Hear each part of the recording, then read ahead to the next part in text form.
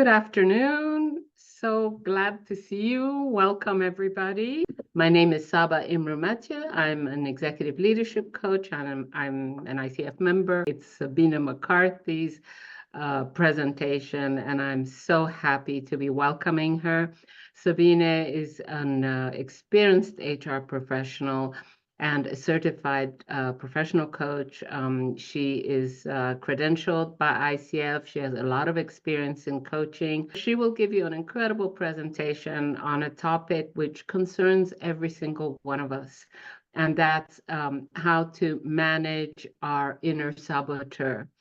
And and she has some really good tips on how to manage it. But before the tips, she'll actually get us to understand what this phenomenon is all about. Sabina, I leave you the floor to perhaps introduce yourself a bit better or than I have, and to do your wonderful presentation. Thank you. Thank you so much, Saba, for this introduction. And I'm really, really glad to be part of this International Coaching Week webinar as part of the international organizations, as you have just said. So let me just share my screen and start with this topic that I'm really, really passionate about. It's coming from a tool called Positive Intelligence. And as Saba just mentioned, it's about the saboteurs, the inner voices that we have and how to overcome them. It's a great tool for coaches. But before I go there and talk more into details, I would like to just spend a few moments about who am I and link it. So in general, my presentation today, I would love to just make sure that I have the link of coaching with this tool, the Positive Intelligence tool, and the saboteurs, and how you, as maybe a coach yourself, or as maybe a possible client, as someone who is struggling with that, how these are connected with each other. So really trying to make it as practical as possible. I'm not spending too much details. I really would like to just spend 30 minutes and then open up for Q&As at the end. In general, you can actually also put things in the chat, but if you have a question that you would like me to answer at the end of the session, just put them in the section of Zoom that is in Q&A, and we'll come back to this later. And Saba is also committed to be in the background, so if there's anything that is relevant throughout the presentation to be brought up, then she'll stop me and put that forward. So yes. This is me as a next slide. I'm Austrian. I'm based in Geneva since many, many years. I'm a leadership coach and performance facilitator. And I have been leading in different international organizations, talent and performance management. I am ICF Associate Certified Coach since 2016. And what I wanted to share with you, because I thought it would be really important, is to already talk about the saboteurs. Is why is it that I have chosen this tool, and why do I think that this is really relevant? So let me talk about these three top saboteurs, and I'll show you a bit later more about it. But I thought it would be useful for you to already see. In my research about tools for coaching, for helping my clients to go deeper, I recognize that very often, especially as an international organization, people are lacking some kind of confidence, and they are really seeing no opportunities but more threats, and in the interactions with other people, it's really complicated. So this environment is a complicated environment, but it also needs some tools to help people to word where they are, how they feel, and maybe where this is coming from. And that's where the saboteurs are really, really useful. So I wanted to share with you my top 3 saboteurs. The first one is the pleaser, so when you are falling into the saboteur mode, and I am falling into my saboteur mode, in the pleaser one, I want everyone to like me. And I'm going beyond my own needs constantly. And I'm not very likely to push back when people ask for more. And I could also go in the other direction. I might intrude too much and try and help everyone and do everything for everyone. so that which takes then away the accountability. And me being an HR professional, this is a very dangerous saboteur, because it can lead to being overwhelmed or even burnout. It can lead to people not taking their own actions, but me doing everything for them. And that is not a very good approach. Same as when I am falling into the mode of the stickler, which will make me focus on perfection. So basically today I was re-looking at our slides, and I was trying to make it perfect, and I was trying to get myself out of it, because the stickler then makes me feel like as if it's not good enough. Sometimes it also, and you can talk with my colleagues about this, or with my family, they will laugh about it, how I'm sometimes make people feel that it's not good enough, it's not perfect enough. So this is the stickler that could creep up when I start to be stressed or upset about something. And same as the controller. The controller wants me to take, control of everything around me, which is literally impossible. But my brain is telling me, come on, you need to control, you need to make sure that everyone is doing it the right way. So these are the three top saboteurs that affect me. And every one of us has these saboteurs in one or the other way, more or less, dependent a bit on where they are in the situation. So in order to start, what I do very often with all my coachings, and also even sometimes in meetings, is to be able to center yourself. That's a key skill that we have to learn. And it's used in a lot of environments already, but I wanted to share one with you for you to come back to anytime. It's the centering yourself through breathing. This will help me, and maybe also you. Unfortunately, this is not an after work event where you have a drink, where you maybe relax, but actually we can use this to relax a little bit more, to center yourself through breathing. So I would like, if I may, encourage you to just take a comfortable position, standing or sitting, definitely both feet on the ground, and just use this so-called box breathing for a moment, where you focus on the dot, which I will share with you bigger in a moment. And it's called box breathing because you basically breathe in for 4 counts, then hold, breathe out for 4 counts, and then hold. And you continue doing this. And I would like to use some of our precious time, namely 2 minutes, which is about 7 cycles of this breathing exercise, to just help ourselves to slow down for a moment and activate the positive part of our brains. So you're ready? Just stand or sit, relax, put your both feet on the floor. And then we will focus on the dot in front of you. This is very practical because it counts for you, and we are doing this together. After the hold, you start breathing in. 4, 3. Hold. Breathing out. Hold. Breathing in. Just focus on the breathing. Let other thoughts go. Hold.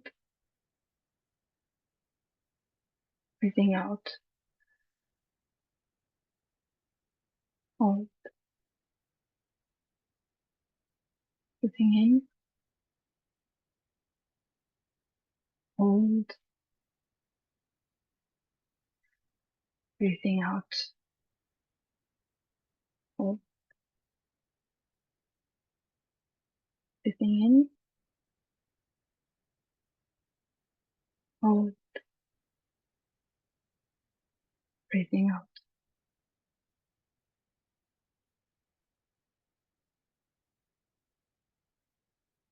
Breathing in. Hold. Breathing out. Hold. And one last time. Breathing in. Hold. Breathing out. Thank you so much. If you have closed your eyes, please start opening them up again. And it would be great to hear or read a bit about how you feel right now after having done this 2-minute exercise. Just put that in the chat so we can see that. I can just talk a bit about it, how others perceived it. Normally, people start feeling more relaxed. Sometimes you feel more focused. Sometimes you feel tired. So there's all kinds of emotions that come up after doing just 2 minutes, but it really is helpful to be centered. And while I continue, please feel free in really sharing in the chat how this exercise made you feel, because it's very valuable, and you'll see later that a lot of the concepts of the saboteurs and how to overcome them are related to exercises like this as well. Okay. So thank you so much. So I see some relaxed and focus already from Saba. Clear-headed, absolutely. Very good. Thank you so much for already sharing this. So where is this actually coming from? This is a tool or kind of like a system, if you wish, called positive intelligence, which is based on Shirzad Shamin's concept and research done in the context of coaching and cognitive behavioral psychology, so positive psychology, neuroscience. So it's a very much brain-based in their research. And they have found that there are mainly 3 topics that are relevant for us to be in the positive mindset. So the first one is the saboteur interceptor. So how can you intercept the saboteur? The second one is the self-command, which we have just been doing a bit. And the third one is moving into the sage. It is really about merging different theories, and Shirzad Shamin is saying that there is some kind of percentage you need to get to, they call positive intelligence quotient, where you say, and we say, that people are, in a percentage of time, your mind acts as your friend rather than as your enemy. So these 3 muscles, and they're a bit like something you can train in your brain, are very, very important to focus on, be aware of and focus on, and you can train them at least for a few weeks in order to for your brain to make new connections. So they are calling it a bit like going to the gym. And this is something that I wanted you to be aware of, that it's really focused on repetition and continuing working on this in order to have a long-lasting impact. But I am also working and using these concepts with my coachees and my teams when we are talking about their issues, talking about their goals, talking about how to overcome hurdles. All these 3 concepts are always coming up. So where is this coming from? So in the next 20 minutes, I will share with you a bit more details on all of these 3 concepts. And when we start, if we start with the saboteur, then we can see the master saboteur is called the judge. So the judge is the universal saboteur that afflicts everyone. We all have them. It's the one that beats you up in the night over mistakes, over shortcomings, that warns you about any risks that are coming towards you.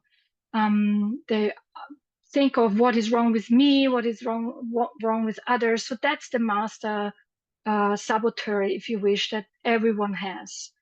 And it's some kind of like internal enemy you have to fight. And it is actually very clever because it has a lot of good reasons for it to be there and to push you forward. That's how they claim it to do. And the judge has some helpers, and these helpers are called the saboteurs. And they're activated in different levels, and for everyone it's a bit different. But these are the key support helpers of the judge to keep you in that mindset that what is wrong with me, what is wrong with the others, what is wrong with this situation. So it's really also not only about your thoughts, but it's also about your feelings. So it goes on to the level of feeling guilt, regret, shame, disappointment, any anger, anxiety. It all comes actually from this assessment that something is wrong, it's not right.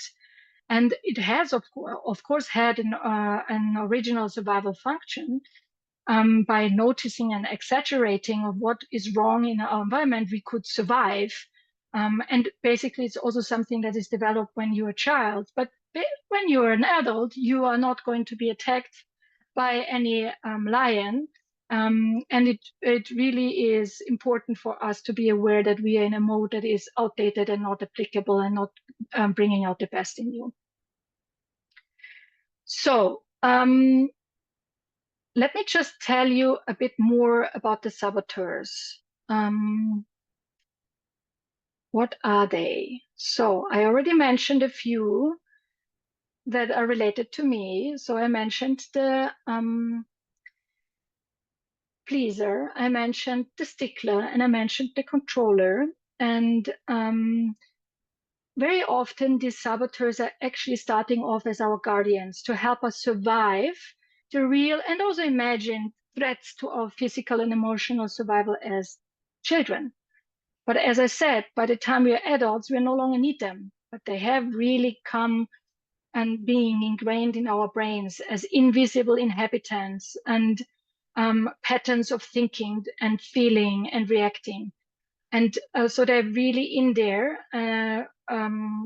basically managing your reactions, and you're getting hijacked by them, which is really sad and leads to bad experience, as I said, emotion-wise, and also in interactions with others. And when you are, you know, trying to achieve certain things. So in the concept of positive intelligence and in the research that has been done, there have been identified 9 saboteurs that are universal applicable, and we're giving them names so it's easier to identify them. But obviously they're also interacting with each other, they're supporting each other, and there's also a few overlaps between them here and there. So it's not like the perfect thing. And also something that I would like to mention to you that is important to be aware is very often it comes from an overuse of a strength that you might have. So the pleaser is actually an overuse of my, in this case, when I use it, of my ability of empathy. I'm a very empathetic person, which is a great, great asset. To understand how other people feel, where they are and where they want to go. But if I overuse it, it becomes a hurdle.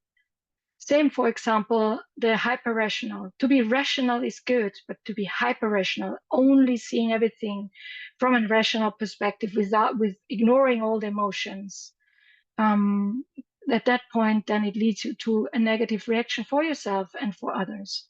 Same for the stickler. The stickler is normally a person who is very organized and thinks things through. But when they're overused, then it really goes to a level where it makes myself or others in this case feel not good enough in what they're doing. It's never good enough. So if possible, I would like to just go into more details into one or two of these saboteurs. And if we have an opportunity to maybe just mention the ones that you feel that are triggering you most often. And now I'm not going to go into all the definitions. It's not about definitions. Just go and out of your gut feeling. If you read through the descriptions, if you look at the picture, what is it when you are stressed? What is it when you are maybe angry? What is it when you are tired? That happens to you, the reactions that make you feel not so good or make you feel that this actually needs to happen, but basically increases your anxiety. Which of these 9 do you feel are the ones that are really triggering? And I'm not going to mention any names, so don't worry, but it would be just good to get a bit of a feeling of which ones are the ones that are most relevant in this group. So I just go a bit more into details. Let me have a look if I can see the chat. Shall I open would you like me to open the poll? Sure. Is everyone, the poll would be actually even more, let's try that, Saba. So I have one comment already, the avoider. Thank you so much for sharing. So here we were going to do 2 polls because not all of the 9. Thank you so very much. I see already first answers coming in. Let's have a look. What do you think? Out of a gut feeling, which of these 6, and later there will be the other 3 displayed. Any out of the 6 you can see here right now of the controller, stickler, avoider, hyperachiever, pleaser, which ones are your main reactions? Which one hijacks you? And it's really a hijack. So it's as I mentioned, ingrained in your brain as the one reaction to survive threat. So I can see avoider and pleaser at the moment. Avoider is leading. Saba, do you want to open up as well the other? So they're there. You just have to scroll down. Okay. Excuse me, I didn't they're see. There. Yeah. You have to scroll down, and so we have six out of 9 participants. If I'll wait a few seconds for the other 3 people to enter their data if they want, and if they don't, that's okay. I'll end the poll. Yeah. And we have one person that already put it in the chat. Yeah. That's James. Yeah. Okay. And very good. Okay, then I'll end the poll, and let's see what the results are. And I'll share the results. Okay. So I can see avoider, hypervigilant.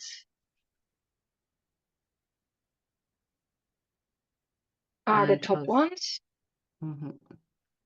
Very good. It's actually going in this. The avoider is the most. We have 3 people that answered avoider, 2 people that answered for pleaser, 1 person who answered for restless, 2 people that answered for hypervigilant, and 1 for hyper-rational. So there's a wide variety. Yeah. No, that's great. And that's what actually is happening. We all have them all in one or more, and it's great to just have a look at which one's triggering you the most from your perspective. So let me then just talk a bit more about the avoider, which is an interesting one in the sense of Sorry, stop sharing. Yeah. Okay. Okay, sorry, go ahead. No worries. Oops, sorry. Now I went one more. Excuse me. So the avoider is the one that is trying to escape uncomfortable situations, trying to escape and noticing when something is not right, they label it so they don't have to deal with it. They are normally really, focused on the things that are pleasant and positive. They have and when you're in the avoider mode, it is very difficult to say no and to resist others. And they definitely, in that situation, when you're stressed or angry, you try and comfort yourself with routines, and you fall into procrastinations. It's very often also connected with suppressing some anger and resentments rather than expressing these emotions, and the conflicts are denied. So which then also leads sometimes to a situation where others don't really trust someone who is in the avoider mode, because it can be very superficial and conflict avoidance, so you're not taking the other one into consideration. So that's all a bit about the avoider mode, the saboteur mode, when you fall into the avoider. And the hypervigilant is also interesting in the sense of really looking around, seeing where could there be a danger, where could there be something wrong, there must be something wrong, there's some danger somewhere. And you're really trying to get attention about anything that you feel could go wrong, in order to just survive. You know, I mean, basically, when you come from the strength of the hypervigilant, it would be great to be in auditing or any kind of office inspector general, any of these roles when you are in a sage mode of being very focused on what the risks are, risk assessment. But if it's overused, you stress yourself and you stress others about any risk that comes and is around you. So I would like to just mention to you that you can take a test free of charge as part of the Positive Intelligence webpage. And this is something you can take away for you or also for others in your environment.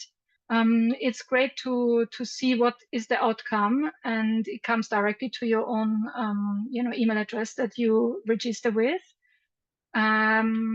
So the saboteur assessment gives you then a result like this. And Saba was so kind to share in the chat what's the link to it. So it's really super easy. And it doesn't take long. It takes about 15 minutes to do this assessment. And I'm using this very much as a starting point with a lot of my coachings, or when I realize that people are very much in a saboteur mode, for them to help to express where they are and how they feel and to understand how it would come up. So it's so important as a first step to counteract your saboteurs is to know about them, to know the signs of how they feel, what the thoughts they have, how they, what the arguments are that make you feel like staying into this saboteur mode. And that's what the saboteur assessment can help you with, to go a bit more into details than what we can do today. So what kind of coaching applications, as I mentioned earlier already, am I using the saboteurs from? I use it as a discovery session with my coaching clients, which means people understand a bit more where they come from, and we can refer to it later. It's also giving us a common language. It's fun. It's not just,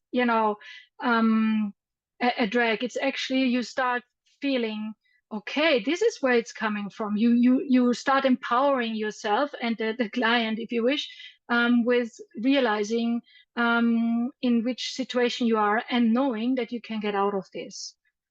So it's not just working unconsciously, but it's actually really helping you to be more conscious about and then overcome it. This can be done for individuals and teams, for both. And here's an example of when I was working with someone, an individual, a manager, who had the hyperachiever as a saboteur. And he was very much talking about the issue of feeling exhausted and not supported by his team. And by going through and working through the saboteur assessment and through the hyperachiever, which was one of his top saboteurs, he had an aha moment, and he realized that he was pushing himself and others to outperform constantly, and there was really no more connection with what actually purpose was for himself, for the others. No one really understood. It was really just to outperform others, to be the best, to be shining nonstop. And also one thing that he realized is that the emotional part of being connected with others was no value for him at first. And he felt like it could even stop him from achieving results. And that was demystified as a limiting belief for him. So he dismantled this limiting belief and took some small steps to just overcome it. It's coaching very often is not about big steps that you completely revamp your life, but it's really the small steps to just experience as well of how it actually could feel when you're not in the saboteur mode and when you're getting a bit out of your comfort zone. So in this case, he was really taking some time to talk to people, to smile at colleagues when he was passing in the hallway. It's simple, but it had a big impact, and he could really see how his relationships changed and how actually he felt that this limiting belief that having closer relationships to colleagues that are in a connecting way, that this would be stopping him or them from time to achieve better results. I was coaching a team as well, and like I did with you right now, is I asked the team in one of the sessions to place the team, not them as an individual, but the team as a common space in which saboteur mode they would fall into most likely. And this was very interesting because they came up with the avoider, the stickler, and the pleaser. So these three, and that's a really, really explosive mix. As the avoider saboteur is really pushed all the time by the stickler saboteur. So you can see they're actually adding onto each other. So the stickler wants everything perfect, and the avoider is just trying to figure out how to escape from this uncomfortable situation. And then also the tendencies of the pleaser, who doesn't, for the clients, for their own clients. So in this case, it was with countries. They never say no. They want to make sure everyone has everything. So the workload gets bigger and bigger, and the stickler feels like nothing is really happening well. So it was really an aha moment for the team to see that there are some dynamics going on, and we could actually use some wanted poster all together to discuss together about what insights they take from the saboteur mode. What are the characteristics? What is the impact of each other, of the saboteurs on each other? And then also the ideas on how to name them, how to dismantle them, how to, give each other a bit of a notch when you see that you're falling into this trap. So it's and to reflect frequently actually when they do their projects about, are we actually in a mode where we see threats, where we see things are not good enough, and is this out of a strength, or is this out of a fear and of a judge that things are not done well, or that situations are not good, or that others are not doing a good enough job? Okay, so these are the two examples I wanted to share with you, just to give you a bit of a sense of how the saboteurs can be used during a session with an individual, but also with the teams. So the next question for me, when we talk about the saboteurs, what do you think? Is pain good for you? Is it good when you put your hand on the stove to feel pain? Actually, it is okay. It's good. The problem, though, is that the saboteur claims that you need to keep your hand there to be aware of the problem that is going on here. So it's on constantly keeping your hand on the stove, to badgering you about any mistakes you did or other did, or shortcomings that were caused to you, and things that need to be improved and achieved. So it's really, really not useful, because basically pain at the beginning is good to alert you, and it's good to do something about the situation that you're in. But if you get stuck in this negative emotion that something is wrong, and it's wrong for the others, it's wrong for you, and you need to control it, or you need to avoid it, or you need to please others to keep on making sure that nothing goes wrong. So then that's the moment where you need to be able to say, hey, one moment, this is not good anymore to keep the hand on the hot stove for that long. Also because when you are in that mode, you get really tunnel visioned and you're not able to find the best solutions to the problems, which basically only the positive part of your brain can do, where you're open and focused. So how can you now go from the saboteur mode into the so-called sage mode, which I include in a moment more? This is really done through different options, but it's basically mindfulness. And many of you already do this, and some of you already do sports, and some of you, so it's different ways of being just in a moment and relaxing. Some of you listen to music, some of you maybe, go for a walk with your pet or stroke the cat or whatever it is. So there are different options. In a positive intelligence program, they're actually saying you don't need to do anything for very long. It's really just frequently for a couple of minutes to focus with your different senses. And with that you can move onwards to the positive part and be more focused. So let us try this for a moment. I wanted to share with you this picture, and I would like to invite you again to put yourself in a comfortable position, sitting or standing, definitely relaxing your arms, putting your both feet flat on the ground, and have a deep breath.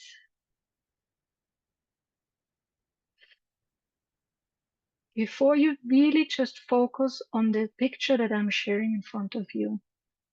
Focus on all the different colors of the trees. Which colors can you see?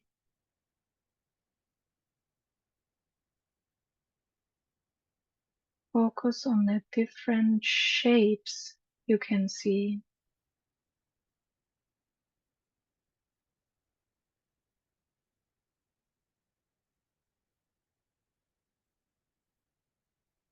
Just look around and notice the shady and the sunny parts of this picture.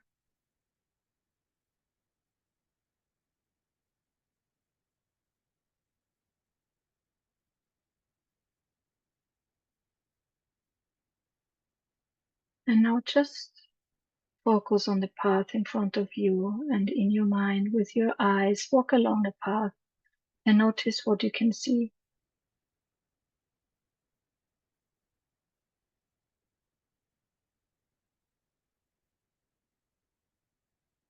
Okay, thank you so much for joining me for this little exercise. Again, you can do it different ways. This is a visual, and I just would love to hear or read again in the chat of how you feel now. What is it that just a couple of minutes and focusing on colors, shapes, and whatever you see in this beautiful picture, how did that make you feel? And everything is okay. It does not always have to be positive. So just feel free in sharing. So I can see relaxed and calm, okay. Inspired, yes. Thank you so much for sharing this. And while maybe a few more want to answer in the meanwhile, I just wanted to share with you that this is exactly what we are calling self-command. Is like going out of this zone of stress and anger, but really calming yourself down to a place where you go from the saboteur mode into the sage mode. Self-command, everyone has it in a bit different way. We are definitely also, as I said, during coaching, I use it quite a lot at the beginning of a session, sometimes even in between. Sometimes I coach outside of my office, but really go and walk. So physical movement helps to be back and be focused. Fresh air, anything like this. People, some of my coaches, they use different methods like washing your hands a little bit longer and really sensing all the water and the temperature and how it feels. Some people very consciously drink tea. So it really has different methods that you can use. And basic point is to go from saboteur mode into sage mode. So the saboteur, as I mentioned, is motivating you through negative emotions like fear, stress, anger, guilt. So moving away from that into the sage mode, using the mindfulness moment, can help you to bring you into another positive emotion and motivation, like empathy, curiosity, creativity, passion, and purpose. So it really is important for you to be aware when you are in the saboteur mode and then move into the sage mode. And then we all have this sage mode, this amazing empathy or curiosity or passion for something. Just get it out and unbury it from which is within you. And that's exactly what we do also in coaching. It's empowering people to get back to their best and to understand of what they can do to be navigating in the right direction by having some meaningful and purposeful ideas of what is relevant in their life. And so on. So I want to really just say again, the idea of moving from saboteur to sage is not to then be calm and relax and everything is okay. No, it's really also to get you back being focused and activated. Okay. So the sage perspective is basically something that says every outcome or circumstance can be turned into a gift and opportunity. And that's a mindset shift, absolutely, and not easy to reach, because it really says everything can be a gift or an opportunity for you. If you think of different applications, for example, and in coaching, we use empathy, a tool that's called the child of your inner self. So to really come back of who you are, and with having more empathy for yourself, so that empathy is one of the sage perspectives, is being empathetic to you as a child can help you as well being creating this empathy for others.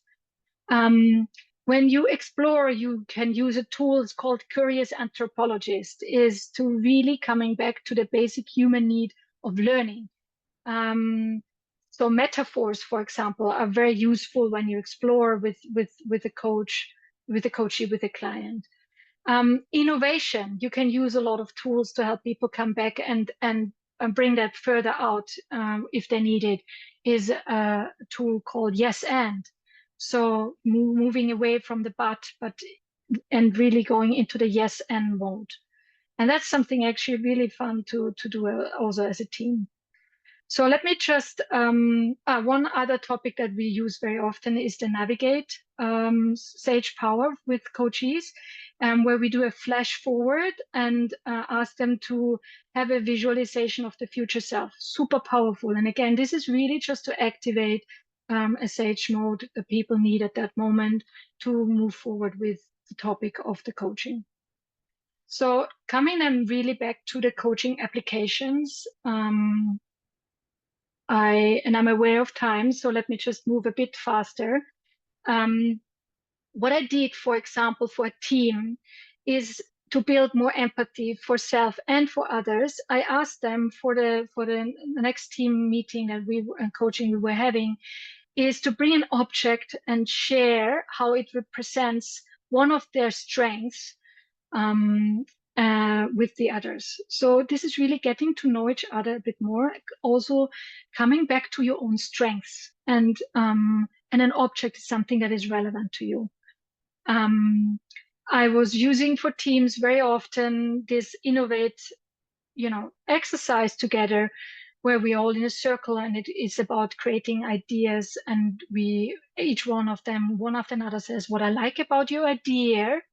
And so it's great opportunity for them to listen to the other, really, because you have to listen in order to pick out what you like about the idea, and then you build on it. And it's fun, and it's meant to not be judged. And so it brings out all these positive parts for teams to focus on. I definitely use the PQ reps a lot with, the mindfulness moments with teams and also with individuals. So I can recommend that. And one other topic that I really enjoy and I think is amazing for people when they need it, you use it as a coach when they need it, to have this future self visualization. You can also do that as a team. That's very powerful. Okay, so these are a few examples of how I use the SAGE mode in the coaching. And I wanted to share with you some more typical coaching questions that are related to the different concepts. So for the saboteur is, what impact are your saboteurs having on your life, on your relationships, on your ability to be happy? And Saba, if you could maybe put that also even in the chat, that would be great, because it's something that you can use even later for use for yourself to think about. Self-command, what resources can you access to help you link with your strengths? Can be anything. I gave you a few examples, but everyone is individually different, what they need and what really is a resource. When can you start using these resources? Very important in coaching, always moving forward and having an idea of when you apply new things. And with the SAGE, what would your life look like if you strengthened your SAGE, any of your strength? What would that feel like? Coaching is very often also about feelings, okay, not only thoughts. So this is mainly all the concepts that I wanted to share with you. Didn't go into details too much because I think it's really powerful to discuss with you or see any questions you might still have. Again, if you go to the webpage of Positive Intelligence, there's a lot of things explained there as well. But let's hopefully now look together if I can answer most of your questions. Just as a reminder, what we did today is we were looking at the saboteurs and how to intercept them. We were looking at the self-command, and we were looking at the different SAGE modes, navigate, empathy, innovate, things like this, to be in a positive part of how you react to different situations. So yeah, please feel free in asking any questions. Okay. So this is a question about, your self-command. The question was, why is it important to put feet on the floor? With any kind of mindfulness moment, it's good to be grounded. So you will see that actually your brain reacts differently when you're grounded. And lying down sometimes helps you as well. So that's an option, but the risk that you fall asleep, especially after work, is high. So being relaxed, put your feet on the floor and also your hands. There is a self-command, that I use quite a lot, because it's really not meant to be something that is only done when you close yourself into a room for half an hour and do I don't know, sports or meditation.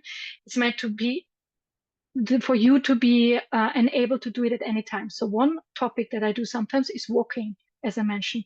So you walk, but you walk mindfully. You sense everything that happens to your feet while you walk, to your muscles in your legs and to your arms, and then you notice your breathing. So it's basically, it's about being grounded and coming back to the moment for you to move out of the zone of the saboteurs.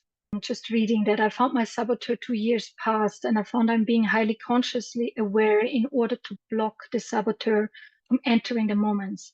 My SAGE is a learner, and I'm constantly learning now. Thank you for this session. It's been insightful. So, and this is something I wanted to also, I mentioned at the very beginning, but I wanted to stress, this is a muscle, and you have to continue practicing it. And there are moments where it's easier, and there are moments where it's harder. And the idea is to not judging yourself about when you suddenly are not so easy about and being so easily in your SAGE mode, because sometimes there's situations in life where you need actually more muscles in order to really recover quicker. So it's completely normal, but it's so great. And the first step is always just being aware of it, being aware that you're stretched right now and that you will need a bit more of self-command muscle in order to get out of your stickler mode, or in my case, my pleaser mode, or controller mode. There's another question, which is inner critics. How does he or she relate to saboteurs and the way to sage mode? Yeah. So the inner critic, the saboteurs, is just giving it a frame to your inner critic. The inner critic, if you wish, is very often the judge, the overarching, saboteur of things, that what you haven't done good enough, how you look, how you interact with others, how, your career is, how your family is, how never anything is enough. So I'm exaggerating, but I mean, these are the inner critics that come up, and they have different versions for everyone. And that's actually what I would describe as the saboteurs. They get the different angles from criticizing yourself or others, and therefore it just gives it a good way of talking about your inner critic. The inner critic of a victim would be different than the inner critic of a hyperachiever. The victim would say, "Oh, they didn't. They're trying to avoid me. They're trying to put me aside. Again, this was bad. Maybe I didn't do it good enough, but it's unfair. Everything is unfair, whilst the hyperachiever would say, no one is interested in achieving anything, and I've done everything, but I can't do more. So it's really this kind of inner critic voices, and the saboteur concept gives it a name and related. And if you go into the details, you will see it really gives you also a way of exactly seeing what's the sentence, what's the thoughts, and how you will feel. But basically, so what's the thoughts? No one is doing it good enough. And then you can catch yourself very quickly of this inner critic, or in this saboteur mode you're in. And I would say really also have fun with it. That's what I said, make everyone in your family do the assessment. I think kids from 12 onwards can do it already. And then it's it's easier to laugh about it. And with laughing about, oh my God, I'm really getting into the stickler mode today. You get over it. It's fantastic. And the same you can do with your colleagues. And one topic I also wanted to mention that came up is, and that you will see if you're interested to look into the other webinars that Saba and the team has organized in the past and also in the future. There's a lot of overlaps there. So because it really is about, for example, a mindset shift, which you, Saba, has actually explained a lot in the first session, but also will do again on Friday. And also even Katie Klein, who was talking about creating a coaching culture. It is really about this, not only individually, but even as a team and as an organization, you can shift your mindset to something that will help people to come out as the best, and create great things together. There's also more webinars to come, which are amazing, and I definitely want to recommend you to go, step into your power and purpose, where Teresa will present. And it's all about the subconscious mind, and in this case, I would call it the saboteurs, who influences you and how to get over it. And of course, there is this great presentation. Go on Friday to IRU, to the event at the Road Transport Union. Dana Walden-Will and Manuela Morelli will talk a lot about resilience. And the saboteur, interceptor, self-command, and sage is also a way of being resilient. Is you're taking charge of how you approach the world, and you'll see some concepts there that are amazing and that will resonate even with what I have been sharing today. Thank you, Sabine. This is really, we're very thrilled that you're here, and we really thank you. This is, we're a nonprofit, so this isn't a business. Everyone is volunteering their time and their heart with everything that they want to share. Sabine has done a really great job. Sabine, then I will give you the last word to conclude your marvelous webinar. Thank you, everyone, and we'll see you soon. Please, Sabine. Go and have fun with the saboteurs and overcome them and just knock it down and be the best of yourself. And coaching is a good option for you to do that quicker. Thank you. Thank you, everybody. Thank you. Thank you all, and see you soon. Have a nice evening, everyone.